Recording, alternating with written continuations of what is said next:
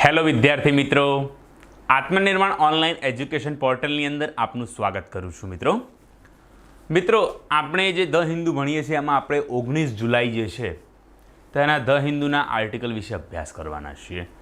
એક તો ખેતી વિષયક બાબતો પર છે, એટલે એગ્રીકલ્ચર બાબતો પર છે, અને બીજો જે આર્ટિકલ છે એ કોવિડ-19 પર, જે હાલનો હોટ ફેવરિટ ટોપિક જે કહેવામાં આવે છે એ. આમ તો હાલ કયા બે ટોપિક કહેવાય છે? ચીન, ઈરાન સાથેના આપણા સંબંધો, અને એક આ જે કોરોના બીમારી. એ આપણા માટે, આ મહામારી જે છે પેન્ડેમિક, એ આપણા માટે હોટ ટોપિક જેવા છે, કારણ કે વારંવાર એ ન્યૂઝમાં આવતા રહે છે અને દરેક વિશેષજ્ઞો જે છે, એડિટર, રાઇટર્સ જે છે, આના વિશે લખતા હોય છે લેખ. ઓકે, અને આપણે ધ હિન્દુનું એનાલિસિસ કરીએ છીએ મિત્રો. એની અંદર આપણે એક વસ્તુ યાદ રાખવાની છે હંમેશથી. તો એ વસ્તુ શું છે? વસ્તુ એ છે મિત્રો કે આ જે પેપર છે એ લેફ્ટિસ્ટ પેપર કહેવામાં આવે છે. શું કહેવાય છે મિત્રો આને? લેફ્ટિસ્ટ. આપણે બંધારણ જે ભણ્યા હતા બરાબર છે, તેની અંદર આપણે કીધું હતું કે લેફ્ટિસ્ટ, રાઇટિસ્ટ અને સેન્ટ્રિક આ જે વિચારધારાઓ છે કઈ રીતે પડતી હોય છે એના વિશે થોડીક વાત કરી હતી. આપણે આના પર એક મસ્ત લેક્ચર પણ બનાવવાના છે, અડધો કલાક ઉપરનો લેક્ચર છે, જેની અંદર તમને ખ્યાલ આવી જશે કે લેફ્ટિસ્ટ શું છે, રાઇટિસ્ટ શું છે, ને એને કઈ રીતે ભાગ પડે છે. સંપૂર્ણ તમને ખ્યાલ આવશે. પણ લેફ્ટિસ્ટ એટલે જે છે એક પ્રકારની ક્રિટિસિઝમ જે છે આની મુખ્યતા કહી શકાય. જો એક સામાન્ય શબ્દોમાં કહેવા જઈએ તો સંપૂર્ણ સત્ય જેવું વિચારધારામાં હાલ ક્યાંય ટકેલું નથી. ઓકે, કેમ કે લેફ્ટિસ્ટ જે છે એ રાઇટિસ્ટ તરફના પણ સ્ટેપ લેતી હોય છે, અને રાઇટિસ્ટ જે લોકો છે એ લેફ્ટિસ્ટ તરફના પણ સ્ટેપ લેતા હોય છે. એટલે જે આ મેન વસ્તુ શું છે કે ક્રિટિસિઝમ. ક્રિટિસિઝમનો મતલબ શું? ટીકા, નિંદા કરવી, બરાબર છે, કન્ડેમ. પરંતુ આ ક્રિટિસિઝમ જે છે એનાથી કામ ચાલી જશે? હા, એ વિરોધી પાર્ટીનું કામ છે, આપણું કામ નથી. આપણું કામ શું છે? બેલેન્સિવ, રિફોર્મેટિવ. આપણે શેના માટે જઈ રહ્યા છીએ? પોલિસી મેકિંગ અને પોલિસી ઇમ્પ્લિમેન્ટેશન, બરાબર છે, એના અમલીકરણનું કામ આપણે કરવાનું. તો આપણા વિચારો કેવા હોય જોઈએ? શું કરીએ આપણે? તો આના માટે આપણે આપવાનું વિચાર કે આપણે આ રીતના સુધારા કરવા જોઈએ, બરાબર. અને હવે આપણે પોલિસી બનાવીશું આ રીતની સુધારા કરવા માટે, એનું ઇમ્પ્લિમેન્ટેશન કરાવીશું, અને તેના બાદ આપણે જોઈશું કે આની અંદર શું ભૂલો રહેલી છે, અને એને પછી આપણે રિડ્રેસલ એટલે કે તેનું નિવારણ લાવવાનો પ્રયત્ન કરીશું. એ આપણું અહીંયા મુખ્ય કામ હોય છે. તો પહેલો આર્ટિકલ જુઓ આપણે, શેના ઉપર છે? Agriculture sector needs reform for sustainability, એટલે એક ટકાઉપણા માટે કૃષિ ક્ષેત્ર સુધારણાની જરૂર છે. Global consulting firm Arthur D Little ના મેનેજિંગ ડિરેક્ટર, બરાબર છે. આ ડી લિટિલ જે છે એ મેનેજિંગ ડિરેક્ટર છે, એનું બેર્નિક કરીને નામ છે એમનું. ઓકે, તો આ એના મેનેજિંગ ડિરેક્ટર છે. એ પહેલાં તમને આપણી આત્મનિર્માણ એપ્લિકેશનની અંદર લોકોને જે શંકાઓ રહેલી છે તેના વિશે હું થોડી વાતચીત કરવા જઈ રહ્યો છું. આપણી એપ્લિકેશન હાલ માત્ર 700 રૂપિયામાં ક્લાસ 1, 2 અને 3નો કમ્બાઇન કોર્સ મળી રહ્યો છે. ટેક્સ સાથે આની કિંમત જે છે એ 718.39 રૂપિયા થાય છે. ઓકે, આટલી કિંમતની અંદર આપણને ભણવા મળી રહ્યું છે. ક્લાસ 1, 2 અને 3ના લેવલનું ટીચિંગ આપને મળી રહ્યું છે. હજી તો આપણે 1% જ વસ્તુ કરી છે, ઘણી બધી આગળ જતાં આવવાની છે. પછી એક યશ સરનો એમનો કોર્સ છે આપણો, એ પણ કોર્સ જે છે મેન્સના આન્સર રાઇટિંગ માટે છે, એટલે કે જીપીએસસીના વિદ્યાર્થીઓ માટે એક ખાસ કોર્સ છે. તેની અંદર આપણે ડિટેલમાં વાત કરવાના છીએ બધી, એટલે એની અંદર ક્વેશ્ચન આન્સર જે છે મેન્સના એની તૈયારી કરવાના છીએ. આના સિવાય આપણે હજી આગળ પણ ઘણું બધું નવું કરવા જઈ રહ્યા છીએ, બરાબર. અને આપણે તમે જાણો છો કે વોટ્સઅપ ગ્રુપની અંદર પણ જે લોકો આપણી પરચેસ કરે છે એને વોટ્સઅપ ગ્રુપમાં ઇન્વોલ્વ કરીએ. શા માટે? કારણ એનું એ છે કે હવે બીજી એકેડમીઓ લાવી રહી છે એવું, પરંતુ આપણે હાલ ચાલુ છે અને લાવી પણ નથી કોઈ એકેડમી. એટલે પર્સનલી તમે વાત કરી શકો છો. ચલો, બંધારણ મારો મેઇન સબ્જેક્ટ છે, બરાબર, હું બંધારણ ભણાવું છું આપણે આ એપ્લિકેશનની અંદર. તો બંધારણ વિષય પર તમને મેં જે ભણાવ્યું એમાં તમને ક્યાંય પણ ક્વેરી હોય તો તમે મને કોલ કરી શકો છો, પૂછી શકો છો કે કૃણાલ સર આ મને તકલીફ છે તો શું કરવું, તો તેનું હું તમને નિવારણ આપીશ, એના વિશે વાત કરીશ, એને થોડો ડિટેલમાં સમજાવવાની પ્રયત્ન કરીશ તમને, એટલે તમે અહીંયા સમજી શકો છો. એટલે આપણી એપ્લિકેશનમાં આ મુખ્ય ફાયદાઓ છે તમને. એટલે અને બીજી એપ્લિકેશન જે છે તેની અંદર તમને માત્ર ભણવા મળી જશે, પણ આ જે રિડ્રેસલ જે કહેવાય છે તમારી સમસ્યાનું, તમને નથી ખ્યાલ આવે એનું શું, તેના વિશે જાણવાનું બીજે તમારે ગૂગલ કરવું પડશે, એવું થઈ શકે છે. પરંતુ અહીંયા સીધો તમે અમને કોલ કરીને પૂછી શકો છો. એક છોકરો હતો જેનો મારા પર વાત આવી હતી, જેને મને પૂછ્યું, સાહેબ એને આપણા જોડે તો કંઈ અત્યારે હાલ લેવા દેવા વગરની વાત પૂછી હતી, આમ જોવા જતો કે અમેરિકા જે છે એના પ્રેસિડન્ટ જે છે એમાં અને કાર્યકારી જે છે એના વચ્ચે ટશન થાય તો શું કરવાનું. એટલે મેં એને જણાવ્યું કે તેના પ્રેસિડન્ટ જે છે એ જ તેના કાર્યકારી એટલે કે એક્ઝિક્યુટિવને ઇલેક્ટ કરે છે, એમને નોમિનેટ કરે છે. નોમિનેટ કરે છે એટલે શું? આ જે છે આમના કહેવા મુજબ આમનો ટેન્યોર ને બધું રહેવાનું છે. ઓકે, એટલે અહીંયા એક આ રીતે આ કામ થતું હોય છે અહીંયા. તો અહીંયા આ લોકો આના વિરોધમાં જવાની સંભાવના ઓછી રહેશે. પ્રેસિડેન્ટ કોને ચૂઝ કરશે પોતાના એક્ઝિક્યુટિવ તરીકે? પોતાની જોડે લોયલ હોય એ લોકોને ચૂઝ કરશે. મેં તમને સમજાવ્યું હતું ઓનેસ્ટ અને લોયલનો એક ડિફરન્સ છે. તમે તમારા મિત્રો સાથે ઓનેસ્ટ રહી શકો છો, ઓકે, અને દેશ સાથે આપણે લોયલ રહેવાનું છે. કેમ? લોયલિટી એ તમને સંપૂર્ણ સમર્થન દર્શાવે છે, એના પ્રત્યે સંપૂર્ણ સમર્પણ દર્શાવે છે. એટલે એ વસ્તુ છે. એટલે આવા પ્રશ્નો જે છે મેં એને સમજાવ્યો હતો.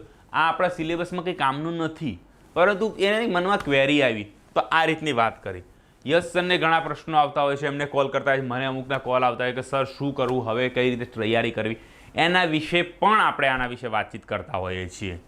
એટલે આપણે ધ હિન્દુ છે એની અંદર તમે આ એપ્લિકેશન પરચેસ કરી શકો, સબસ્ક્રિપ્શન લઈ શકો છો. આપણા જે લેક્ચર હશે એના દરેક લેક્ચરની નીચે લિંક આપવામાં આવી છે આપણા એપ્લિકેશનની. આત્મનિર્માણ આપણી એપ્લિકેશનનું નામ છે અને યુટ્યુબ પર પણ જે છે આત્મનિર્માણ નામ છે. એના સિવાય તમે GCE RT ફોર GPSC આ રીતે તમે સર્ચ કરી શકો છો. તેની અંદર પણ તમને આ જોવા મળી જશે. એટલે તમે આ એપ્લિકેશન જે છે આપણી લિંક આપેલી હશે આ રીતે, ઓકે, એટલે તમે આ ભણી શકશો. અને આપણો જે છે બેલેન્સ વ્યૂની વાત હવે કરી રહ્યા છીએ, આપણે મેઇન મુદ્દા પર હવે આપણે આવી જઈએ છીએ જે ભણવાનું છે આપણે. તો અહીંયા શું વાત કરી છે? Agriculture sector need reform for sustainability. Sustainability એ બતાવે છે કે ટકાઉપણું એ ચાલુ રહેવું જોઈએ સદંતર એ રીતનું. એટલે આ બતાવે છે ટકાઉપણા માટે કૃષિ ક્ષેત્ર સુધારણાની જરૂર છે. એ આ વ્યક્તિ દ્વારા લખાયેલું છે, દી લિટિલ દ્વારા. ઓકે, તો આની અંદર જે વાત કરી છે તેની અંદર આમાં મેન્સના ક્વેશ્ચનની વાત કરું તો ખેતીને પણ એક લાભકારી વ્યવસાય બનાવવા માટેના પગલાં સૂચવો. ઓકે, અને બીજું જે છે 5 સૂત્રી ફોર્મ્યુલા ભારતમાં ખેતી સુધારા માટે પૂરતા છે કે અન્ય કોઈ નવા વિચારોની જરૂર છે, એની પણ ચર્ચા કરવાની છે. UPSC કેમાં જોવા જાઓ તો 10 માર્કમાં, આપણે પણ અહીંયા 10 માર્કની અંદર પૂછાઈ શકે છે આ ક્વેશ્ચન. હવે તો એ રીતનું ફોર્મેટ આવી ગયું છે 10 માર્કનું, એટલા માટે આ પૂછાઈ શકે છે. આર્ટિકલની અંદર વાત કરી છે ખેતીની ખાસ કેમ વાત કરવામાં આવે છે? કારણ કે આપણો જે દેશ છે તેના ઘણા લોકો જે છે એ ખેતી બાબત પર નિર્ભર છે, શેના પર? ખેતી પર નિર્ભર છે. એવું કહેવાય છે 52% લોકો જે છે આની સાથે સંકળાયેલા છે, પરંતુ એ લોકોની આવક નથી. સરકાર વારંવાર કહી રહી છે કે આ લોકોની આવક બમણી કરવી છે, અમારે આ કરવું છે, તે કરવું, પરંતુ કામ થઈ રહ્યું નથી. એ સત્ય હકીકત છે. કામ એ મુજબ થઈ રહ્યું નથી, એ સત્ય હકીકત છે. તો આને બદલાવ કેવી રીતે કરવા જોઈએ એના વિશે પણ વાત કરવામાં આવી છે. હમણાં એને APSC એક્ટની અંદર પણ થોડું બદલાવની થોડી વાત કરી છે, એની અંદર કર્યા છે અમુક બદલાવ. એટલે આ જે છે એના ઉપર વાત કરી છે. ખેડૂતોની આવક બમણી કરવી જરૂરી છે, એના માટે ટકાઉપણું હશે તો થઈ શકશે. આ બધી આની અંદર વાત કરવામાં આવેલી છે. તો જોઈએ હવે આપણે કે અંદર શું આપેલું છે. તો ભારતમાં 14 કરોડથી વધુ ખેડૂત છે એવું કહેવાય છે, આનાથી વધારે 52%થી વધારે છે, પણ આ 14% પણ છે. આગળ વાત કરીશું. અહીંયા હવે ખેતી રાજ્ય સૂચિનો વિષય છે. તમે જાણો છો કે આ જે છે એ રાજ્ય સૂચિ, આપણે જાણીએ છીએ કે બંધારણની અંદર જે છે શિડ્યુલ આપેલા છે, બરાબર છે. તેની અંદર 7th શિડ્યુલમાં વાત કરેલી છે કે સેન્ટર, પછી સ્ટેટ સબ્જેક્ટ અને કોન્કરન્ટ એટલે સંયુક્ત યાદી, બરાબર છે. કેન્દ્ર યાદી, રાજ્ય યાદી અને સંયુક્ત યાદી, આ રીતે વિષયો ફાળવવામાં આવેલા છે. આ રાજ્ય સૂચિનો વિષય છે, પરંતુ સેન્ટરનું જે છે એમાં એક ઇન્ફ્લુઅન્સ કહેવામાં આવે છે એ હોય છે. કેમ? કેન્દ્ર સરકાર એક મોડલ એક્ટ પાડે છે, તેના અનુસાર કાર્ય કરતો હોય છે, એ રીતનું હોય છે આમાં. એટલે તમે જાણતા હશો કે મિનિસ્ટર જે છે ઉપરના લેવલ પર ખેતી બાબતે મિનિસ્ટર છે. ઉદારીકરણ પછી ઉપજમાં વધારો થયો છે, મૂલ્યની બાબતમાં ત્રીજો સૌથી મોટો ઉત્પાદક છે. એટલે આપણે જે આપણા ભારતની અંદર છે તે આ મૂલ્ય પણ સારું એવું બીજા દેશ કરતાં મેળવે છે, પરંતુ ઉદાહરણ પછી ઉપજમાં વધારો થયો છે, ઘણો વધારે છતાં શું થયું છે? ત્રીજો જ સૌથી મોટો ઉત્પાદક દેશ છે આપણો. આપણા પાસે આટલી બધી જમીન છે, આપણો મોટો વર્ગ જે છે 52% જેટલો વર્ગ એ ખેતીમાં સંકળાયેલો હોવા છતાં આવું બન્યું છે. શા માટે આવું બન્યું છે? તે એક પ્રશ્નાર્થ ચિહ્ન છે. આગળ વાત કરી, મેં કીધું ને તમને ઉત્પાદક ક્ષમતા કરતાં 50 થી 60% સુધી ઉત્પાદન થાય છે. એટલે તમે અહીંયા જુઓ કે જેની ક્ષમતા છે એના કરતાં માત્ર 50 થી 60%. હવે હું જે ખેતી કરું છું એમાં મને 100% કામ મળવું જોઈએ. એવું કહેવાય છે કે ઘઉં વાયા છે, મેં ઉદાહરણ આપું છું, તો 1 એકર એમ મને 60 મણ ઘઉં ઉગવા જરૂરી છે, પરંતુ થઈ શું રહ્યું છે? 35 મણ જ ઉગી રહ્યા છે, એવું કહેવા માગી રહ્યા છે અહીંયા. 35 મણ. ઓકે, તમે જાણતા હશો 20 કિલો 1 મણ થાય. હા મિત્રો, 20 kg ઇઝ ઇક્વલ ટુ 1 મણ જે કહે છે ને આ. ઓકે, 5 મણ એટલે 100 કિલો કહેવાય છે. તો આ તમે જોઈ શકો છો 1.75 મણ જેવું કહી શકાય એટલો આંકડો અહીંયા આવી રહ્યો છે. તો એટલું જ થઈ રહ્યું છે. પછી એપીએમસી અને વચોટિયાના કારણે પૂરતું મૂલ્ય મળી રહ્યું નથી. એપીએમસીની સમાપ્તિ અને આને આવશ્યક વસ્તુ અધિનિયમમાં પણ સુધારો, અને આવશ્યક વસ્તુ અધિનિયમમાં ગણવામાં આવી છે, એટલે આનો ભાવ જે છે એ રીતે જોઈએ એવા મળી નથી રહ્યા. એટલે સરકાર આની અંદર દખલઅંદાજી કરે. ખાવું જે છે આવશ્યક વસ્તુ છે, 100% વસ્તુ છે. એટલે લોકો કહી રહ્યા છે કે ગુટખાની અંદર આમ ને તેમ ને ખેતીના વધારે તો આમ થઈ જાય છે, લોકો હોબાળો કરી દે છે. પરંતુ આ તમે જાણો છો હવા, પાણી અને ખોરાક એ ખૂબ જરૂરી વસ્તુ છે, એટલે આવશ્યક છે. એ પણ એના માટે ખેડૂત માટે એક પ્રશ્નાચિહ્ન થઈ રહ્યો છે. આવક બમણી કરાવી નથી રહ્યું. અને વચોટિયા લોકો તમે જાણો છો કે એ લોકો કમિશન ખોરી કરતા હોય છે. અહીંયાથી માલ અહીંયા વેચાવડાવે અને વચ્ચે પોતાનું કમિશન કરી લે. 100 અહીંથી પેલાને કીધું હોય કે તમારે 80 રૂપિયાના, અહીંના માણસને કીધું હોય કે તમને 100 રૂપિયામાં પડી રહ્યું છે, જે 20 રૂપિયા જે છે આ માણસ ખાઈ જાય છે. સમજ્યા તમે? એટલે ખેડૂતને માત્ર 80 રૂપિયા મળી રહ્યા છે. આ તો મેં સામાન્ય ઉદાહરણ લીધું. ઘણી વખત એવું થતું હોય છે કે ખેડૂતને માત્ર 50 કે 60 રૂપિયા, જ્યારે 40 રૂપિયા આ ખાઈ જતો હોય, ત્રીજો માણસ ભલે છે જે લે છે 100 ચૂકવતો હોય છે. ખરેખરમાં આ માલની કિંમત જે છે 120 છે, એટલા માટે આ 100 રૂપિયામાં પણ ખરીદી રહ્યો છે વ્યક્તિ. એ બી એટલે વચોટિયા લોકો જે છે એ પણ આ રીતે વચ્ચે નડી રહ્યા છે. હવે તમે જુઓ, ઘઉં અને ચોખા જેવા ધાન્યો છે અને અમુક રાજ્યો જેવા કે પંજાબ, હરિયાણા, આંધ્રપ્રદેશ જેવા રાજ્ય સિવાય વેચાણ કિંમત એટલે કે એમએસપી મિનિમમ સપોર્ટ પ્રાઇસ કરતાં પણ 15% થી 50% ઓછી હોય છે. એટલે મેં તમને કીધું ને 15 થી 50% ઓછી હોય છે. એટલે 50% ગણો તો તમે 100 રૂપિયા જે લીધી આ 120, આપણે તો મેન કિંમત તો કેટલી 120, પણ એને મળી કેટલી રહી છે 60. આ 50% જ થઈ ગઈ ખાલી. એને 50% જ ખાલી મળી રહી છે. એટલે આ રીતની વસ્તુ બનતી હોય છે ખાલી ઘઉં, ચોખા જેવા ધાન્યો. એટલે આપણે આવી લાઈન લખવી હોય જ્યારે મેન્સમાં, તો આપણે આ લખી શકીએ છીએ એના માટે. પછી દેશમાં ફૂડ પ્રોસેસિંગ વેલ્યુ એડિશન એ 10% કરતાં ઓછા ઉત્પાદન છે. એનું કેટલું? 10% કરતાં. અને જ્યારે મોટાભાગના વિકસિત અર્થતંત્રમાં આ 100 થી 300% છે. એટલે જે એનું ફૂડ પ્રોસેસિંગ એટલે શું કહેવા માગી રહ્યું છે, અને એની એડિશન ઘઉં છે તો પછી ઘઉંને કઈ રીતે વેચવામાં આવે? તો એનો લોટ બનાવીને પણ વેચવામાં આવે. પછી એનો મેદો, બરાબર છે, એ બનાવીને પણ વેચવામાં આવે. એ બધું જે છે એ ઓછું થઈ રહ્યું છે, જેના કારણે ખેડૂત જે છે, હવે ઘઉંનો તમે જાણો છો ઘઉંનો ભાવ કરતાં ઘઉંના લોટનો ભાવ વધારે હોય. ઓકે, અને એના કરતાં પણ જ્યારે મેદાની વાત આવે ને, મેદો, તો એનો ભાવ ઊંચો હોય છે. ઓકે, એટલે આ વસ્તુ જો એ વેલ્યુમાં એડિશન થયું. કેમ કે એક વસ્તુ આનું આ ઉપર સ્ટેજ થઈ ગયું, ઘઉં દળાય એટલે લોટ બને, અને પછી એને પ્રોપર ઝીણો જાળવામાં આવતો હોય છે, એટલે અમુક એના કારણે મેદો બનતો હોય. બરાબર છે. એ પ્રોસેસ આપણે મેદાની એટલું બધું ડિટેલમાં એની ડિટેલ જરૂર નથી, પણ આપણે જરૂર છે કે આના કરતાં આનો ભાવ વધારે હોય છે. આપણે જાણીએ છીએ ઘઉં જે છે એના કરતાં લોટનો ભાવ વધારે, અને લોટ કરતાં જે છે એ મેદાના લોટનો ભાવ વધારે હોય છે, સાદા લોટ કરતાં. ઓકે, એટલે આ જે છે એનું એડિશન થઈ રહ્યું છે. એટલે અહીંયા ઘણું બધું વચ્ચે લાવી છે કે અહીંયા મેદો જે છે એના કરતાં પણ એની વસ્તુ બનાવે કંઈક, બરાબર છે, તેના પર એવી વસ્તુ બનાવે કે જે બહાર જલ્દી વેચી શકાય ને બગડી ના જાય એ રીતની ગમે તે રીતે. એટલે આના એક એક કરીને સ્ટેપ, એટલે કંઈ પણ કરી શકીએ છીએ નવું આપણે આગળ. એટલે વેલ્યુ એડિશન જે છે એમાં વધારો થઈ રહ્યો. બટેકા જે છે, બટેકા ઉદાહરણ લઈએ છીએ તો બટેકા બહાર આપણે આપતા હોઈએ છીએ ને એ લોકો વેફર બનાવે છે, બીજું બધું એનાથી સારું એવું કમાય છે. પરંતુ આપણે એ વસ્તુ કરીએ તો વેલ્યુ એડિશન કર્યું કહેવાય. તો એની અંદર પણ આપણે જે છે એ વધારો કરી શકીએ છીએ.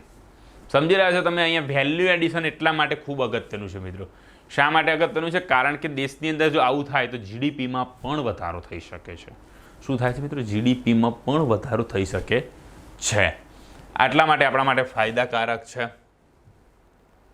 ઓકે, હવે આપણે આગળ જોવા જઈએ આ એક્ટની અંદર, તો શું કહી રહ્યા છે એક્ટની અંદર? ખેતીના ટકાઉ વ્યવસાય કઈ રીતે બનાવી શકાય, આ પ્રશ્નાચિહ્ન છે.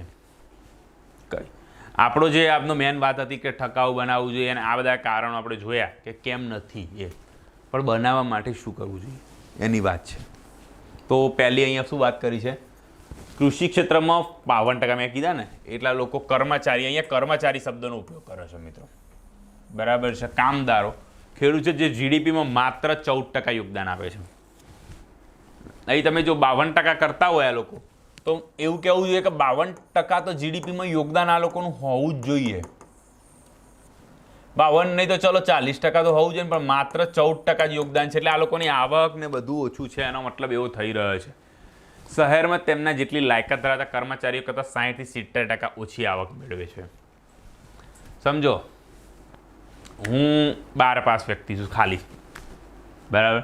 હું શહેરમાં જઈને કોઈક દુકાનમાં નોકરી કરી રહ્યો છું, સારી એવી જગ્યાએ, બરાબર છે, કાં તો પટાવાળામાં ગમે તેમાં, બરાબર છે. સામાન્ય નોકરી કરી રહ્યો છું. કોઈ પટાવાળો સામાન્ય નોકરી છે એવું નથી કહેવા માગતો હું મિત્રો અહીંયા. એટલે પાછા અમુક લોકો હાઈપર થઈ જતા હોય છે કે સાહેબ તમે પટાવાળા વર્ગને કેમ આવું બોલ્યા, એવી વાત નથી. કોઈને આપણે ડિસ્ક્રિમિનેશન કરવાની વાત નથી મિત્રો. ઓકે, તો તમે ખાલી ઉદાહરણ લઈ સામાન્ય નોકરી કરી રહ્યો છે, 12 પાસ પણ ઓછી ડિગ્રી છે એવું પણ નથી કહેવા માગી રહ્યો કે અમે 12 પાસ છીએ સાહેબ, અમારે તલાટીની બિન સચિવાલયની આપવાની છે, તમે આ બધી વાતો કરો છો, અમને નીચા ગણી રહ્યા છો, એવું મનમાં ના વિચારતા. પાછા આપણે એવું કંઈ પણ નથી, બરાબર છે. માણસ છે એને બુદ્ધિનો વિકાસ કહું અગત્યનો છે, એના ભણતર કરતાં ગણતર અગત્યનું છે. ઓકે, તો અહીંયા જે વાત કરી છે સામાન્ય નોકરી કરી રહ્યો છે, એટલે ઓછા પગારવાળી, એટલા ભણેલો 12 પાસ હોય તો એને એટલી નોકરી મળતી હોય છે સામાન્ય, એ રીતની વાત કરવા જઈ રહ્યો છું. તો 12 પાસ વ્યક્તિ છે તો સામાન્ય નોકરી કરી રહ્યો છે અહીંયા, તો એ રહ્યો કમાઈ રહ્યો છે 10,000 રૂપિયા, બરાબર છે, મહિને. 12 મહિને શું થઈ રહ્યું છે એનું? 1,20,000 રૂપિયાની આવક આવી રહી છે. હવે અહીંયા કામ કરતો હશે, બરાબર છે, તો 60 થી 70% અહીંયા કહી રહ્યા છે મળી જાય, બરાબર, માત્ર 60 થી 70%. એટલે તમે સમજો 6 થી 7,000 રૂપિયાની વાત છે, 6 થી 7,000 રૂપિયાની. એટલે 12 છંક 72 અથવા 12 સીધું 84, એટલે 84,000. એટલે તમે સમજો કેટલા અહીંયા ઓછા મળી રહ્યા છે. 70% ગણો તો હોય, તમે ગણો અહીંયા કેટલા ઓછા આ લોકોને મળી રહ્યા છે. 16 ને 20 36,000 રૂપિયા ઓછા મળી રહ્યા છે. 36,000.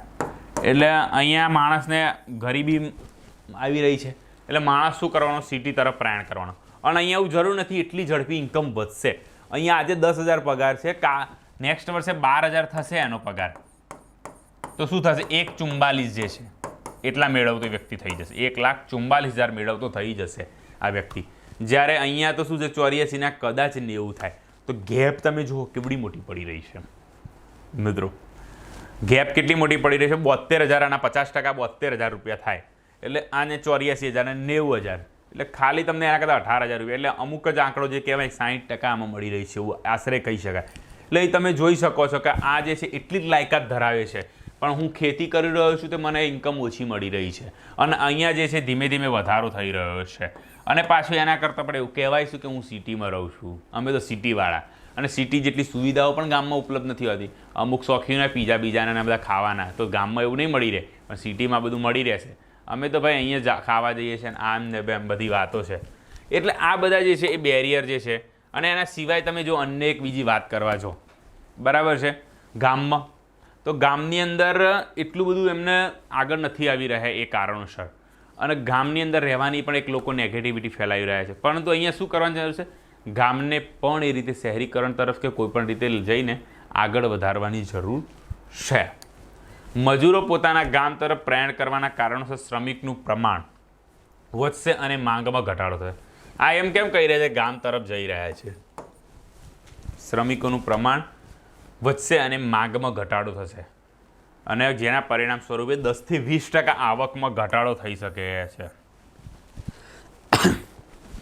તો તમે સમજો અત્યારે COVID-19 ચાલી રહ્યો છે. આપણે જાણીએ છીએ કે બધા જે મિલ મજૂરથી માંડીને દરેક લોકો પોતાના ગામ તરફ પ્રયાણ કરી રહ્યા છે.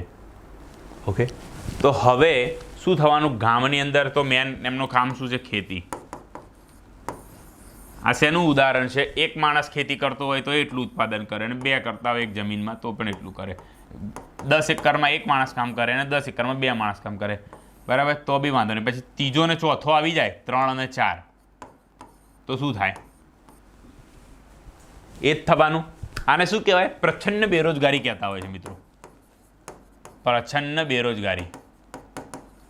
આમાં જરૂર માત્ર એક જ જણની છે કાં તો 2 જણની છે, પણ અહીંયા 3 થી 4 લોકો કામ કરી રહ્યા છે. એટલે એમના કામ કરવાથી આ જમીનની અંદર કંઈ પ્રભાવ પડવાનો નથી એમના કામ કરવાથી, પણ તો છતાં પણ કામ કરી રહ્યા છે. લાગે છે કે ભાઈ હું કામ કરી રહ્યો છું, હું કામ કરી રહ્યો, હું તો ભાઈ થાક્યો છું ના, પણ એમના કારણે કંઈ ઓરિજિનલમાં ફાયદો થઈ નથી રહ્યો. આઉટપુટ છે એમના કારણે ગમે તેવું કામ કરવાથી 0 જ મળી રહ્યું છે. ઓકે, એટલે આના શું થાય? અને માંગ COVID-19 અત્યારે બીજું ચાલી રહ્યું છે, એના કારણે લોકો જોડે ઇકોનોમિક એટલે પૈસાની પણ કમી જેવું કહી શકાય, જેના કારણોસર 10 થી 20% જે છે આવકમાં ઘટાડો થઈ શકે છે. સમજાતા એ વાતના મિત્રો કે 10 થી 20% આવકમાં એના કારણે ઘટાડો થઈ શકે, કારણ કે લોકો લેશે જ નહીં વસ્તુ, તો શું થશે? સમજ્યા? લોકો વસ્તુ જ ના લે તો પછી એ તો વેચાવાની જ નહીં ને. એટલે એને પાછું શું છે, મૂલ્ય જે 320 હોય તો કોઈ વસ્તુનું, તો એનું મૂલ્ય એને 300 કરવું પડે. એના કરતાં પણ ઓછું હોય તો 280 કરવું પડે, કેમ કે જાણો છો બજાર તો કયા સિદ્ધાંત ઉપર ચાલતું હોય છે? Demand and supply. આ કોનો નિયમ છે? Demand and supply. Adam Smith, જેને આપણે ઇકોનોમીના પિતા કહીએ છીએ, તેમના દ્વારા વાત કરવામાં આવેલી છે. તો આટલા સુધી તમને હું આશા રાખું છું ખ્યાલ તો આવતો જ હશે. એવું તો આપણે આગળ વાત કરવા જઈએ. ખેતી અને ખાદ્ય પ્રોસેસિંગ જીડીપીનો ફાળો વધીને 20% ને નજીક હોવો જોઈએ. હજી મેં તો વધારે કીધું, પણ આ તો લોકો શું કહી રહ્યા છે કે ધીમે ધીમે વધારો. ભાઈ બરાબર કુણાલભાઈ, તમે ઉતાવળ ના કરો, આપણે કોઈ ઉતાવળ નથી, પણ 20% જે છે એ નજીક હોવો જરૂરી છે. કેમ? કારણ કે એના કારણે ખેડૂતોની આવક વધશે અને દેશની અંદર પણ જે છે એ ખેડતી જે છે એ સરકાર પર ભારરૂપ પણ નહીં બની રહે. એ પણ જે છે, અને જીડીપીમાં ફાળો વધે 14%. 52% લોકો કામ કરે, 14% થાય એટલે 14% થી 20% એટલે 6% જીડીપીમાં ફાળો વધે, તો આ લોકોની આવક વધવાની 100%. સરકાર પર ભારણ જે છે એ પણ ઓછું થશે આ લોકો દ્વારાનું. એટલે આ લોકો એટલે ખેડૂતો દ્વારા, કેમ કે એ લોકોને લોન ને એ બધું વધારે લેવું, આવક હશે તો એની લોન પણ ઓછી લેવી પડશે, સારી ખેતી કરી શકશે પ્રોપર રીતે. જે પહેલાં બળદગાડાનો અત્યારે ટ્રેક્ટરનો ઉપયોગ કરી શકે છે. ઓકે, બીજા ટ્રેક્ટરવાળાને બોલાવીને કામ કરે છે, પોતાનું ટ્રેક્ટર લાવીને કામ કરી શકે છે. દરેક વસ્તુ આ બધા કામ થઈ શકે આ રીતે. અને આ ક્ષેત્રે વાર્ષિક 5% વૃદ્ધિ કરવાની જરૂર છે, જે ઐતિહાસિક વૃદ્ધિ દર કરતાં બમણો છે. હિસ્ટોરિકલ વૃદ્ધિ દર જે કહેવામાં આવે છે એના કરતાં બમણો છે, એટલે 18% હશે. અને આ જે છે એની અંદર 4%ની વાત કરવામાં આવી હતી 12મા પંચવર્ષીય યોજના. યસ, 12મા પંચવર્ષીય યોજના જે છે એની અંદર વાત શું કરવામાં આવી છે કે 4% વૃદ્ધિ દર હોવો જોઈએ. પણ ત્યારે જે CSO જે કહેવામાં આવે છે, એક આપણું આઇડલ યર જે કહો છો તમે, બરાબર, એ અલગ હતું ને અત્યારે બદલાઈ રહ્યું છે, એના સંદર્ભમાં પણ જોવું પડશે. એટલે શું કહી રહ્યા છે? 5% વૃદ્ધિ દર જરૂરી છે, જેથી શું છે આ ક્ષેત્રે આપણે આગળ વધી શકીએ. આ રિપોર્ટ છે, આ બધા જે છે આવા કંઈક એવા સુધારા કરો જેથી કરીને આ બધું થઈ શકે. અને એની વાત કરવામાં આવી છે ટકાઉ વ્યવસાય તો બની રહેશે, નહીં તો લોકોનું ખેતીમાંથી મન ઉઠી જશે. લોકો ખેતી વેચી દેશે, કાં તો પછી થોડા 1 એકર વેચશે અને એનામાંથી જે પૈસા આવશે એની અંદર બીજા એકરની અંદર પોતે બિલ્ડિંગ ઊભી કરશે અને વેચશે. આ સિદ્ધાંત એટલે જમીનો જે છે એ જઈ રહેશે. ખેતીલાયક જમીન જે છે એનું પ્લોટિંગ થવામાં એની અંદર જતી રહેશે. એટલે સારા અનાજ પાકવામાં પણ એક ક્વેશ્ચન આવી શકે છે મિત્રો. આ તમને અહીંયા ભલે નાનો એક જગ્યા લાગે, આ નાની ગેપ લાગી શકે છે તમને, પરંતુ આની અસર તમે જો તમારા હેલ્થ પર પણ ભવિષ્યમાં પડી શકે છે. ખરાબ બિયારણવાળાને એવા જેનાથી જલ્દી શાક ઉગી જાય ને એવા બધા જે છે, ઓકે, એવા બિયારણનો ઉપયોગ કરવામાં આવે છે. તો આના કારણે તમારા અત્યારે તમને લાગે કે ખેડૂતોની વાતો કરે, પણ ખેડૂતો જો હાર માની લેશે ને મિત્રો, તો તમે સમજો આર્ટિફિશિયલ બધું કામ કરવામાં આવશે તો તમારા સ્વાસ્થ્ય ઉપર અસર કરી શકે છે. સ્વાસ્થ્ય ઉપર અસર કરશે તો માણસની કાર્ય કરવાની ક્ષમતા જે છે એમાં પણ ઘટાડો થઈ જશે. ખ્યાલ આવે તમને? એટલે આ બધા જે છે એ બહુ અગત્યની વસ્તુ છે મિત્રો, એટલે તમારે આ ખાસ સમજવાની રહેશે. હવે જો આગળ હું વાત કરવા જાઉં તો કેવી રીતે ખેડૂતો માટે પૂરતા મહેતાણાની જોગવાઈ કરી શકીએ, આની વાત કરવામાં આવી છે. પાણી મોકલાવજો. આજે પહેલી વાત કરી છે, MSP દ્વારા મહેતાણું વધારવામાં ખામી છે, તેને 3 રાજ્યથી આગળ લાગુ કરી શકાયા નથી. એટલે મેં જેમને બતાવ્યા ને, પંજાબ, હરિયાણા, આંધ્રપ્રદેશ એવા રાજ્યોમાં જ આ MSPને એવું થોડું લાગુ કરાવી શકાયું છે. પ્રોપર રીતે જે છે MSP એટલે મિનિમમ સપોર્ટ પ્રાઇસ જે છે એ લાગુ કરવામાં આવી નથી આવી. શેરડી માટે FRP લાગે છે, બરાબર, ફેર પ્રાઇસ, બરાબર. તો સમજો તમે. હવે આના સિવાય શું છે, મહેનતાણું વધારામાં ખામી છે અને આને આગળ લાગુ નથી કરી શકાય. તો બીજા રાજ્ય પણ આ મિનિમમ સપોર્ટ પ્રાઇસ પણ ના મળે માણસને, ખેડૂતને, તો પછી શું થાય? તો એ પહેલી તો મળવી ખૂબ જરૂરી છે અને એના માટે સરકારે સ્ટ્રિક્ટ પગલાં લેવા પડશે. વચોટિયાને હટાવવા પડશે, હટાવી દીધા છે, છતાં પણ હવે આવી જોઈએ છીએ. અને એક વેંકૈયા નાયડુજી છે આપણા જે છે ઉપરાષ્ટ્રપતિ, બરાબર, માનનીય વેંકૈયા નાયડુ આપણા ઉપરાષ્ટ્રપતિ જે છે એમના દ્વારા કહેવામાં આવ્યું હતું કે જે આ બધું 1991 જે છે એની અંદર બધા સુધારા થયા, ગ્લોબલાઇઝેશન જે છે, પ્રાઇવેટાઇઝેશન છે, એ રીતના સુધારા થયા, પણ એની અંદર ખેતીમાં જે છે એમાં આવું કોઈ આવ્યું નથી. ઓકે, શું ખેતીમાં આ વસ્તુ આવી નથી? તો આ વસ્તુ એની અંદર આવશે તો ફાયદો થશે. ઓકે, પછી બીજી શું છે, સંગ્રહણ ટેકનોલોજી એટલે સંગ્રહણ લોજિસ્ટિક અને વધુ સારા ભાવ મેળવવા ટેકનોલોજીનો ઉપયોગ કરી શકાય. હવે તમે જાણો છો કે આપણે ઇન્ટરનેટ દ્વારા જાણી શકીએ છીએ કે કેટલો ભાવ બજારમાં ચાલી રહ્યો છે, શું છે ને શું નહીં, એ બધું. ઓકે, લાવો. એટલે આ બધું પણ સંગ્રહણ સારી રીતે થાય તો એના ભાવ યોગ્ય મળી શકે છે. પછી ખેડૂતની પાસે સંગ્રહણની જગ્યા નથી હોતી મિત્રો. ખેડૂત પાસે જો સંગ્રહણની જગ્યા હશે તો જ્યારે સારો ભાવ આવશે, ઓકે, ત્યારે એ લોકો યોગ્ય રીતે માલ વેચી શકશે. એ સમયગાળો જોઈને કે હવે અત્યારે મારી આ જે વસ્તુ છે, ઘઉં છે, ચોખા છે, કંઈ પણ, તો અત્યારે આનો ભાવ આવી રહ્યો છે, તો હવે હું વેચું તો મને ફાયદો થઈ શકે છે. એ પણ એક ઘણી જ જરૂર છે. એનો ખર્ચો કેટલો છે સંગ્રહણ માટેનો, એના સામે અમુક ખેડૂત જે છે, મોટા ખેડૂતો આ કરી રહ્યા છે, પરંતુ મધ્યમ અને સીમાંત ખેડૂતો નથી કરી રહ્યા. એટલા માટે જે છે કિસાન સન્માન, આના માટે નહીં પણ ખાસ થોડું આવકમાં વધારો થાય એટલે કિસાન સન્માન નિધિ યોજના ની કરી છે આયોજન. ઓકે, અને જેના અંતર્ગત શું છે, 2,000 રૂપિયા મળી રહ્યા છે, એટલે 6,000 ટોટલ મળી રહ્યા છે. 3 હપ્તા 2,000 મળી રહ્યા છે. હવે આની અંદર હવે પહેલાં તો એવું હતું મધ્યમ અને શ્રીમંત, હવે તો બધા ખેડૂતો માટે કરી દીધું છે. ઓકે, તો આ તમે સમજ્યા કે ખેડૂતોની આવક વધારવા. પછી અહીં મસ્ત વાત કરી છે, પ્રોસેસ્ડ અને બ્રાન્ડ ખાદ્યનો એક ભાગ બનાવો. એટલે એક બ્રાન્ડ બનાવી કે આ આપણું સ્પેશિયાલિટી છે, આ જે આપણે વસ્તુ આ પ્રકારના જે ઘઉં ઉગાડી છે એ બહુ આગળના છે. લોકમનને બધા ઘઉં કહેવાય છે, બ્રેડમાં ને બધામાં ઉપયોગ થાય છે ખાસ કરીને, અને એને અને આને બંનેને અલગ બતાવવું ખાસ જરૂરી છે. પ્રોસેસ્ડ, બરાબર છે, ખેડૂતોની આવકને પ્રોસેસ્ડ એટલે એને કંઈક આગળ પણ વધારું, મેદો બનાવવાની મેં કીધું ને એ બધું કરવાનું, એને પ્રોસેસ કરવાની નહીં આગળ. અને બ્રાન્ડ એટલે કે એક બ્રાન્ડ બનાવવાની કે આ જે છે અમારી આના જેવા ઘઉં, અત્યારે હાલ ઘઉં જે ભાલિયા ઘઉં છે એ સ્પેશિયલ કહેવામાં આવે છે. એનો એવું કહેવાય શીરો મજા આવી જાય ખાવાની, એવું સુખડી એની બહુ સારી બનતી, એની રોટલી જે છે મુલાયમ સરસ બનતી હોય છે, એવું. એટલે આપણી સ્પેશિયાલિટી જે ઘઉં છે મોંઘા મળતા હોય છે, તો એને પણ એક અલગ બ્રાન્ડ તરીકે આપણે બતાવી શકીએ છીએ વિશ્વસ્તરીય, અને જેથી એનો નિકાસ વધારે કરી શકીએ છીએ આપણી આ ખાદ્ય પદાર્થોનો, અને એના કારણે આપણે સારું એવું મળી રહે છે. તો આપણે આ બધું જોયું કે ખેડૂતો માટે આપણે શું શું કરી શકીએ છીએ. ઓકે, આના પરથી તમે આશરો લગાવી શકો છો કે આપણા માટે ખેડૂત જે છે એ કેટલું અગત્યનું છે. ખેડૂત માત્ર ને માત્ર એની આવક પૂરતો જરૂર નથી, દેશની આવક માટે જ જરૂર નથી. મેં તમને એક નવું એંગલ બતાવ્યું, તમે જોયું, સ્વાસ્થ્ય માટે પણ એટલું અગત્યનું. જો એ હાર માની લેશે ને તો પછી એવા બિયારણથી એવું થશે, કેમ કે દેશની જનતા તો વધતી જ જવાની છે, પણ ખેતી જો ઓછી થઈ કે એ રીતના માટે બિયારણવાળા, ખરાબ બિયારણવાળી ખેતી થવાની, તો પછી ભવિષ્યમાં તમારા સ્વાસ્થ્ય માટે એ હાનિકારક તો રહેશે જ. એટલે નવા રોગ બધા દિવસે દિવસે આવી રહ્યા છે. ઓકે, તો આટલે સુધી તમે આ ખ્યાલ આવ્યો. હવે આપણે કદાચ નેક્સ્ટ ટોપિક શરૂ કરીએ છીએ. આ બધી એક વાત કરી લઈએ, કૃષિ ક્ષેત્રમાં સુધારણા માટે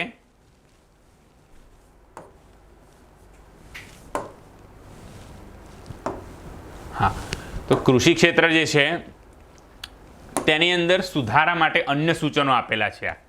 તો એની અંદર મેં એક સૂચન લઈ લીધું છે. ઓકે, કે પાંચ સૂત્રી જે છે મુદ્દા, એક મિનિટ મિત્રો, આ જે હલી રહ્યું છે. ઓકે, તો આની અંદર એક વાત કરી છે 5 મુદ્દા, એટલે 5 સૂત્રી એજન્ડાને અનુસરવું જરૂરી છે. એટલે આર્ટિકલની અંદર માત્ર એવું જ લખ્યું હતું કે 5 સૂત્રી, પણ મેં વિચાર્યું કે આપણે આ થોડું ઉમેરી દઈએ તો તમને ખ્યાલ આવે. એના કારણે મેં તમને કીધું ને, મેન્સનો એક ક્વેશ્ચન પણ આપણે બનાવવાની વાત હતી.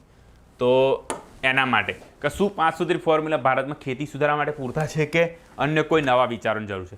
એટલે આપણે પહેલાં તો સારા છે એની સારી જે છે એની વાત કરી દેવાની મિત્રો જ્યારે આવું પૂછાય ત્યારે. એના પછી આપણે શું કહેવાનું કે હા આના સિવાય આપણે અન્યની જરૂર છે. શું જરૂર છે?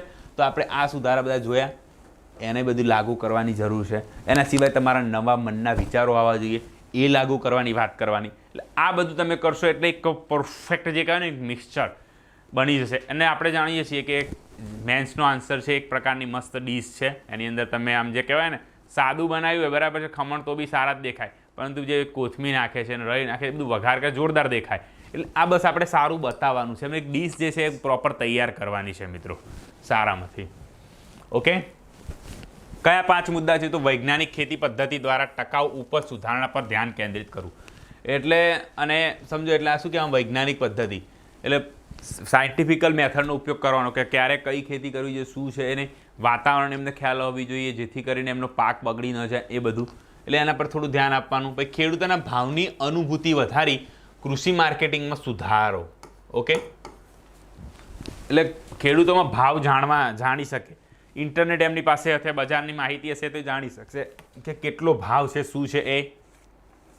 પછી મૂલ્યના વધારાને 10%થી વધારીને 50% કરવા માટે ફૂડ પ્રોસેસિંગ અને નિકાસમાં વધારો કરવો.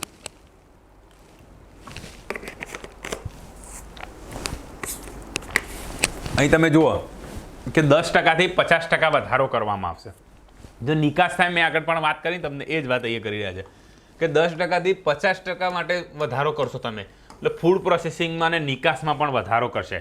એટલે એનું પ્રોસેસિંગ કરશે એટલે એના મૂલ્યમાં વધારો થશે, નિકાસ થશે તો પણ એના મૂલ્યમાં વધારો થશે. સમજે? તમે એવી કોઈ કન્ટ્રીમાં કરી જાય ફોરેક્સ એક્સચેન્જ જે છે આપણા ઊંચું છે તો ત્યાં આપણને ફાયદો થઈ શકે છે. પછી શું છે? એકીકૃત કૃષિ નિકાસ મિશનની સ્થાપના કરવી. એક મિશન જે કીધું છે એનું તમે યાદ રાખી લેવાનું છે બરાબર. એકીકૃત કૃષિ નિકાસ મિશન અને ખેડૂત ઉત્પાદક સંસ્થાઓ દ્વારા સીધા માર્કેટિંગને પ્રોત્સાહન આપવાને ડાયરેક્ટ વેચી શકાય એવું. તો આનો થોડા ઘણા અંશે હવે અમલ કરવાની વાત છે ને મોટા પાયે અમલ થશે એવી આપણે આશા રાખીએ છીએ. મિત્રો આ તમે 5 સુધી કાર્યક્રમની વાત કરી તો આનો ક્વેશ્ચન ક્લાસ 1-2માં તમે જાણો છો કે આ 5 પૂછી શકે અને પહેલું બીજું ત્રીજું ચોથું એ ઓપ્શન તમે સિસ્ટમ ખબર છે. ક્લાસ 3માં કઈ રીતે ઉપયોગ થઈ શકે? ક્લાસ 3ની અંદર 2 લાઈનો લખે અને લખી દે પહેલું સાચું છે બીજું સાચું છે, પહેલું બીજું બંને સાચા છે અને બંને ખોટા છે. તો તમારે એમાંથી સિમ્પલ ક્લાસ 3માં આવું સિમ્પલ પૂછાઈ શકે. એટલે હવે ક્લાસ 3નું પણ લેવલ ઉપર આવી રહ્યું છે એટલે એવું જરૂર નથી કે માત્ર ને માત્ર ધ હિન્દુમાં આપ્યું છે ના છે એટલે ક્લાસ 1-2 માટે જ ઉપયોગી છે. ઓકે, તો આ તમને ખ્યાલ આવી ગયો. અને અહીંયા જે વાત કરી છે ને મિત્રો કે વૈજ્ઞાનિક ખેતી પદ્ધતિઓ દ્વારા ટકાઉ ઉપજ પર સુધારણા પર ધ્યાન કેન્દ્રિત કરવું. ઓકે, ખેડૂતને આ ખ્યાલ હશે તો આનો ફાયદો જે છે એને થઈ શકે. ટપક સિંચાઈ પદ્ધતિ છે એનો ઉપયોગ કરશે તો પાણી આપણું વેડફાશે નહીં બહુ. અહીંયા એનું એક ઉદાહરણ સૌ સરસ લેવા જાઓ તો ટપક સિંચાઈ પદ્ધતિનું ઉદાહરણ લઈ શકાય છે. એટલે આ રીતે ખેતી કરશે વૈજ્ઞાનિક ઢબે તો એને ખૂબ ફાયદો થઈ શકે છે. પછી આ મોસમની જાણકારી પણ એને મળી શકે છે યોગ્ય રીતે અને એના પાકની અંદર વધારો થઈ શકે છે. આપણો પહેલો આર્ટિકલ અહીંયા પૂર્ણ થયો છે. હવે બીજા આર્ટિકલ પર જઈએ. Arming India's poor against the pandemic.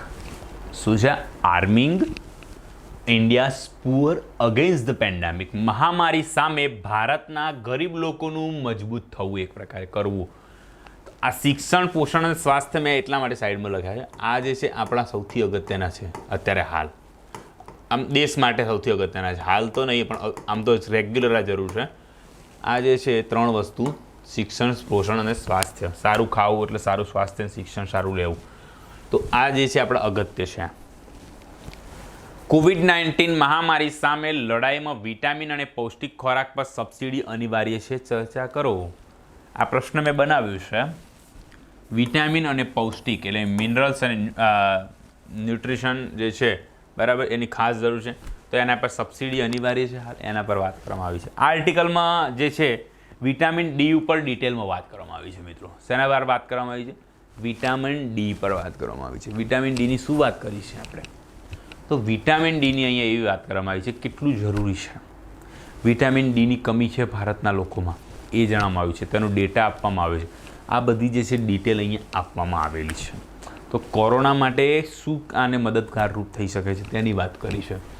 તો હવે આપણે જુઓ તમે પહેલું શું કહે છે, પ્રમુખ તથ્ય European journal of clinical nutrition 2020ના રિપોર્ટ મુજબ, રિપોર્ટનું નામ શું હતું, કોવિડ-19ના સંચાલનમાં વિટામિન ડીની સ્થિતિમાં સુધારો.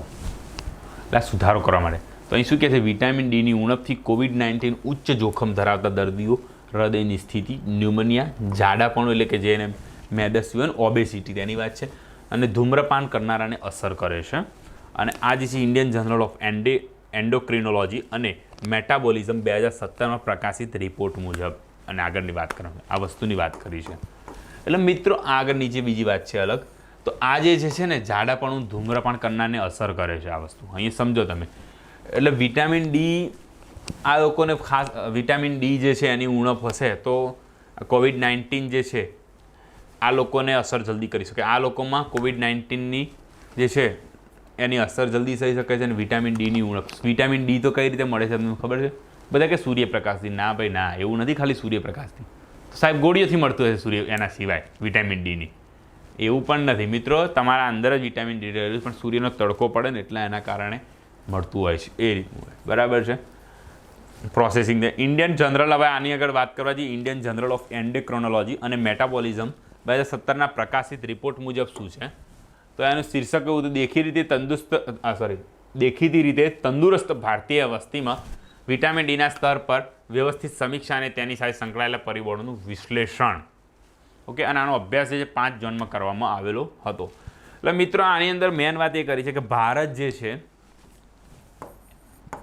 એનું તમે જાણો છો કે ટ્રોપિકલ રીજન જે કહેવામાં આવે છે, ટ્રોપિકલ એટલે કે આપણે ઉષ્ણકટિબંધીય, ગુજરાતીમાં જે આપણે કહીએ છીએ ઉષ્ણકટિબંધીય વિસ્તારમાં આવેલા છીએ. એટલે આપણા ત્યાં પૂરતો સૂર્યપ્રકાશ આવી રહ્યો છે, એ પણ છે, સનરેઝ જે છે એ પૂરતા આવી રહ્યા છે. તો આનાથી શું થશે મિત્રો, સારા સનરેઝ આવી રહ્યા છે એટલે આપણે મળવો જોઈએ, પણ છતાં અહીંયા રિપોર્ટ એવું કર્યું હતું કે ભારતના લોકોમાં કમી છે, એનો રિપોર્ટ અહીંયા આપેલો છે. આ જે મેન વસ્તુ છે. અને મેં તમને આ બે જે રિપોર્ટ કીધા ને મિત્રો, એ તમારે ખાસ નોટ ડાઉન કરી લેવાના છે, યાદ કરી લેવાની વાત છે. શા માટે? કારણ કે તમે જ્યારે આન્સર લખતા હોય ત્યારે આ રિપોર્ટના જો તમે ઉલ્લેખ કરશો આ રિપોર્ટ અનુસાર, XYZ રિપોર્ટ અનુસાર, તો તમારા આન્સર પર ભાર પડશે, વજન પડશે, એક માર્ક તમારો વધી જશે. અને તમે જાણો છો મેરિટલ સિસ્ટમના એક માર્કની મહામારી છે, એ પણ એક પેન્ડેમિક છે, મહામારી જ કહી શકો એને તમે. કારણ કે એક માર્કથી તમે ક્લાસ 1 2માંથી 2માં ફેરવાઈ જાઓ અને 2માંથી સીધા નેક્સ્ટ એક્ઝામમાં આપવા માટે બેસી જાઓ, 1 માર્કથી 2 માર્કમાં ફેર પડે. એટલે આ વસ્તુ જે રિપોર્ટનો ઉલ્લેખ કરવો જરૂરી છે. તો આપણે શું છે, મેરિટલ સિસ્ટમ આપણા માટે એક મહામારી છે, પેન્ડેમિક જ છે હાલ, એવું કહી શકાય. બરાબર છે, મજાકની વાત છે મિત્રો, પરંતુ એક તમે જાણો છો સત્ય હકીકત છે, એક માર્કની મહામારી તો છે જ, મારામારી છે, મહામારી નહીં તો મારામારી તો છે જ. ઓકે, હવે આપણે આગળ જ્યારે વાત કરવા જઈએ ત્યારે તો અહીંયા શું કહી રહ્યા છે કે ભારતમાં દરેક ઝોનમાં અભ્યાસ કર્યો છે આ લોકોએ, તો 40 અધ્યયનો જે છે એની અંદર 19,781 વ્યક્તિઓનો નમૂનો લીધો છે. આ તમામ 40 અધ્યયનોમાં વિટામિન ડીનું લેવલ 3.15થી 52.9 mg/ml આ એનો એકમ છે. બરાબર છે મિત્રો, આની અંદર માપવામાં આવે છે. એમાં જોયું ને શહેર કે ગ્રામ્ય, ઉંમર કે લિંગ અને ગરીબ કે અમીર દરેકમાં વિટામિન ડીની ઉણપ જોવા મળી છે. શું છે, આ દરેકની અંદર વિટામિન ડીની ઉણપ જોવા મળી રહી છે. એટલે આ કોઈ પણ પ્રકારનો ભેદભાવ કરતું નથી. સમજ્યા તમે? અમીર હોય કે ગરીબ, કેમ કે મળે છે સૂર્યપ્રકાશમાં, સૂર્યદેવ તો એવું કંઈ સગા છે નહીં કે કંઈક સારા ફળફળાદી ખાઈ લીધા અને મને વિટામિન મળે, પણ સૂર્યનારાયણ તો દરેક પર સમાન તડકો આપે. ઉપરથી ગરીબ તો બિચારો તડકામાં રહેતો હોય છે અને અમીર તો બિલકુલ એસીમાં રહેતા હોય છે, એવું કહેવાય. એ લોકોને તો વધારે તકલીફ પાઈ શકે છે. એવું નહીં કહેતો અમીરોની ટીકા નથી કરતો, પણ વાત છે અહીંયા. ઓકે, હવે આના સિવાય જો વાત કરવા જઈએ આગળ, તો પૌષ્ટિક ખોરાક. સામાન્ય રીતે આ ખાદ્ય પુરવઠામાં ઘઉં અથવા ચોખા અને અનાજ એટલે કે ચણા, અડદ અને તેના જેવા ખાદ્ય પદાર્થોની કેટલીક સબસિડીવાળા ચીજો, ખાંડ, દૂધ સામેલ છે. એટલે કે આવી વસ્તુઓ જ આપવામાં આવે છે. ઘઉં છે, ચોખા છે, અમુક અનાજમાં ચણા, અડદ આપવામાં આવે, અને ખાંડ અને થોડું દૂધ, અને આ વસ્તુઓ જે છે અમુક જગ્યાએ આપવામાં આવતા હોય છે. બીજી વસ્તુ જે છે એ આપવામાં સરકાર દ્વારા આવતી નથી. અને હાલ તમે જાણો છો કે પરિસ્થિતિ શું છે. હાલના પરિસ્થિતિમાં કોરોનાના કેસ એટલા બધા ઝડપી વધી રહ્યા છે, એના સાપેક્ષમાં કહેવામાં આવી રહ્યા છે. ઓકે, વિટામિન ડીની કમી હોય જે વ્યક્તિમાં, એને પાછું આ પણ ઉપરથી કંઈક આ બધી બીમારીઓ આવી જાય, જાડાપણું એટલે ઓબેસિટી જે છે, ડાયાબિટીસ ને ન્યુમોનિયા ને એ બધી, તો એનો ખતરો વધી જાય છે ને એ લોકોનો મૃત્યુ દર પણ વધવાની સંભાવના રહે છે. શું રહે છે મિત્રો? એની વધવાની સંભાવના રહે છે. સરકાર આ માટે શું છે, પોષણ નિષ્ણાંતો અને વર્તમાનમાં ઉમેરી શકાય તેવી પૌષ્ટિક વસ્તુઓના પ્રકારનું સૂચન કરવા માટે ખૂબ ઈચ્છનીય છે. પૌષ્ટિક વસ્તુઓનું પ્રકારનું સૂચન એટલે સરકારે જણાવવું જોઈએ કે આ વસ્તુ લેવાનો તમારે આહાર લેવાથી તમારા શરીરમાં ફેર પડી શકે છે. અત્યારે હાલ તમારે થોડી જિમ્નાસ્ટિક જે છે એ પણ કરવાની જરૂર છે. ઓકે, એટલે આ બધું તમારે થોડી કસરત ને બધું કરવાનું, થોડું રનિંગ થોડું કરવાની એવું જરૂર છે. ઘરે થોડી કસરત તમે કરી શકો છો, એમને ઘરે ભાગી શકતા હોય એ રીતની થોડી કસરત પગને આપી શકો છો તમારા. આ બધું તમે કરી શકો જેથી તમારી શું છે, ઇમ્યુનિટી પાવરની અંદર વધારો થઈ શકે. ઇમ્યુનિટી પાવર એટલે એને શું, રોગ પ્રતિકારક શક્તિ આપણે જેને કહીએ છીએ. પાછા કે સાહેબ આવું અંગ્રેજીમાં ક્યાં લખવું, તો કહી દઈએ રોગ પ્રતિકારક શક્તિ, આની અંદર વધારો થઈ શકે છે. આ તમે જાણો છો આ બધું જે છે, બરાબર. હવે આના સિવાય થેન્ક યુ પણ વાત પૂરી કરવાની નથી આપણે મિત્રો. ઓકે, તમને કહી દઈએ. એટલે આના સિવાય આપણે બીજું શું કરી શકીએ? એટલે અહીં પ્રશ્ન શું છે આપણો, કે સબસિડી આપવી જોઈએ કે નહીં. ઓકે, સબસિડી અનિવાર્ય છે, અહીં તો એવું કીધું છે ઇનવિટેબલ, અનિવાર્ય છે, ફરજિયાત છે, મેન્ડેટરી. ચર્ચા કરો તો શું કરીએ અહીંયા ચર્ચા આપણે? તો જરૂરી કેટલા અંશે છે એ પ્રશ્ન. પહેલો આનો વિચારો તમે કે ભારતમાં લોકો કેટલા છે. ગરીબી એમ કે 20% લોકો ગરીબ છે, કેવો આંકડો? ચલો, તો એના સિવાય હાલ તો મધ્યમ લોકો પણ અત્યારે ગરીબની નજીકમાં આવી ગયા, એટલે 30-35%નો આંકડો થઈ જાય. એટલે આટલા લોકો જોડે જે સારા ફળ ફળાદી ને પૌષ્ટિક આહાર પકાડો એ શું આસાન બનશે?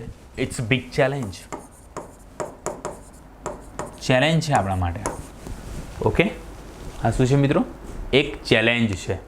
અને આના સિવાય બીજી જો વાત કરવા જઈએ મિત્રો, તમે ખ્યાલ આવ્યો હશે આપણા માટે કેમ આ ચેલેન્જ સ્વરૂપ બની રહ્યું છે.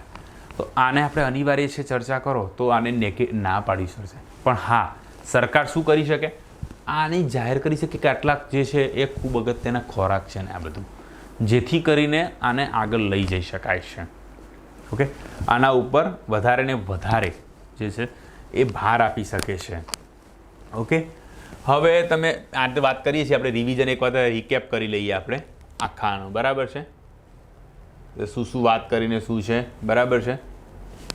એ પહેલાં તમને જો રિકેપ કરતાં પહેલાં તમને એક વાત કરું મિત્રો, તો આપણો જે છે આ લેક્ચરની અંદર જે વાત કરું હું, તો આપણો બંધારણની સિરીઝ ચાલી રહી છે તેની અંદર આપણે ભણી રહ્યા છીએ હાલ ઐતિહાસિક પૃષ્ઠભૂમિ સુધી આપણે પૂરું કર્યું, હિસ્ટોરિકલ બેકગ્રાઉન્ડ.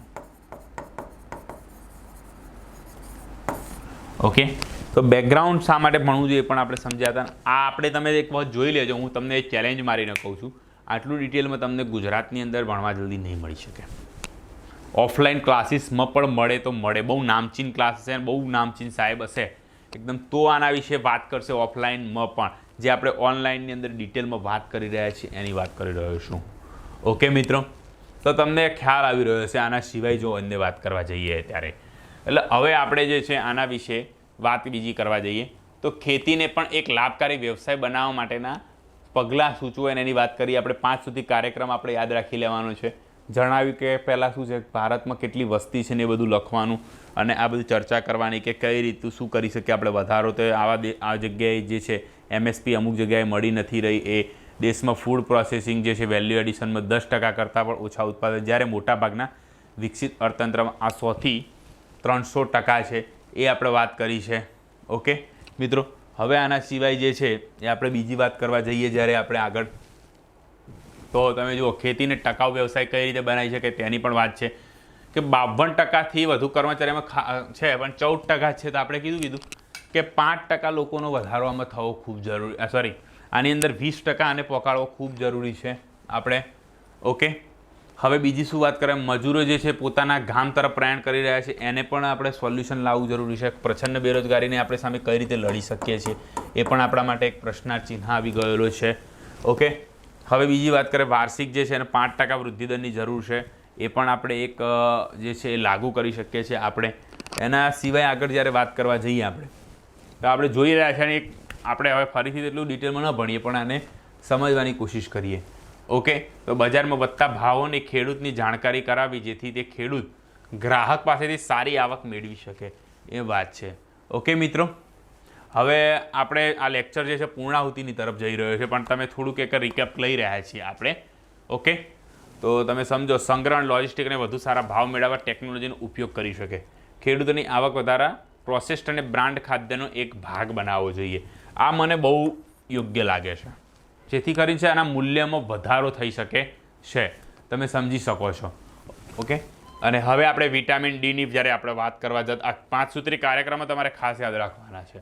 અને એના પછી જે મેં કીધું કે આ મહામારીની જે વાત છે, વિટામિન અને પૌષ્ટિક ખોરાક ઉપર સબસિડી અનિવાર્ય છે તેની, તો યુરોપિયન જનરલ અને આ રિપોર્ટ યાદ રાખી લેવાનું છે. આ રિપોર્ટની અંદર કીધું છે કયા ટાઇટલ હતું, કયા પરિપ્રેક્ષમાં કોવિડ-19ના સંચાલનમાં વિટામિન ડીની સ્થિતિમાં સુધારો કરવો જરૂરી છે એના પર વાત છે. વિટામિન ડીના ઉચ્ચ જોખમ ધરાવતા એટલે આ બધા જે હૃદયની સ્થિતિ છે, ન્યુમોનિયા છે, ઝાડાપણ, ઓબેસિટી, ધૂમ્રપાન કરનારા લોકોને ખાસ અસર કરે છે, ડાયાબિટીસને બધાવાળા લોકોને. ઇન્ડિયન જનરલ ઓફ આ બીજો એક રિપોર્ટ છે 2017નો રિપોર્ટ, તેનો પણ તમે ઉલ્લેખ કરી શકો છો. તો તમે ક્યાંથી આનો સ્ત્રોત પણ લખી શકો છો. તમે જોતા હશો મોટા અમુક ન્યૂઝપેપરમાં લખતા હોય ધ હિન્દુના અનુસાર, તો આ રીતે આપણે એક લખીએ તો બહાર પડે. મેં તમને કીધું એ સમજી શકો. તમે પછી આંકડા આપી શકો છો. અને આ જે છે એ ડીનું લેવલ આટલાથી આટલા વચ્ચે છે. જ્યારે તમને કહું ને આ લેવલ અહીંયા તો આટલું છે, પણ સાઉથની અંદર ભલે તડકો પડી રહ્યો છે, બરાબર, કે 19 પોઈન્ટ કે એવું કંઈ સમથિંગ જ છે. આનું લેવલ જે છે ને 3.15થી 19 સુધીનું જ છે NG/mLમાં. એટલે અહીંયા પણ એક પ્રશ્ન છે ભાઈ, આ કોઈ પણ પ્રકારનો ભેદભાવ નથી કરતું, ડિસ્ક્રિમિનેશનમાં નથી માનતું, જેમ આપણું બંધારણ કર્યું છે એ રીતે, બરાબર. બંધારણમાં તો ઇક્વલ પીપલ ફોર ઇક્વલ એ વાત કરી રહી છે, બરાબર, equality for equal people, equal. પણ એવી કંઈ વાત નથી. અહીં તો કોઈ ભેદભાવ નહીં ભાઈ સૂર્યનારાયણ દેવનો. એટલે પેલો ભેદભાવ નથી, એ પોઝિટિવ ભેદભાવ છે પાછો. સાહેબ તમે અમારા પર કેમ આ રીતે કરી રહ્યા છો, જેને લાભ મળતો હોય આવું કે એવું નથી વાત પાછી. એટલે તમે આ બધું સમજી રહ્યા છો આ ડિટેલની અંદર કે આ વસ્તુ જે છે એનું કરવું જોઈએ. અને આની અંદર એક પ્રશ્ન જે હતો તો એના પર આપણે શું કરી શકીએ તેના પર પણ વાત કરીએ. ઓકે, તો હું આશા રાખી રહ્યો છું તમને આ બધાનો ખ્યાલ આવ્યો હશે. ઓકે, આજના લેક્ચરની અંદર. તો તે આપણે નેક્સ્ટ લેક્ચરમાં ઝડપીથી મળી છે. આપણે નેક્સ્ટ લેક્ચર જે છે તેની અંદર આપણે જે ભણવાના છે તેના વિશે હું તમને થોડી વાત કરી દઉં. 20 તારીખનું આપણું તૈયાર થઈ ગયું, જલ્દીથી જ આપણે લેક્ચર આવી જશે. તેની અંદર આપણે જે વાત કરવાના છીએ એ થોડીક ઇન્ટરનેશનલ લેવલની પણ વાત કરવાના છીએ. પછી હાલ રાજસ્થાનની જે વાત કરીએ એના સિવાય બીજી પોલીસની અંદર જે એન્કાઉન્ટર થયું છે વિકાસ દુબેનું, એના ઉપર વાત કરવાની છે. તેના અંદર જે આર્ટિકલ, તેના અંદર તમને બહુ મજા આવશે, કારણ કે આપણે આર્ટિકલ કરતાં પણ હટકે જઈને એક વાત કરવાના છીએ. કેમ કે વિચાર માગેલી છે, તમારી બુદ્ધિ માગશે એ રીતની વાત કરવા જઈ રહ્યા છીએ. ઓકે, તો આપણે નેક્સ્ટ લેક્ચરમાં ઝડપીથી મળીએ છીએ. ત્યાં સુધી મિત્રો, જય હિન્દ, જય ભારત.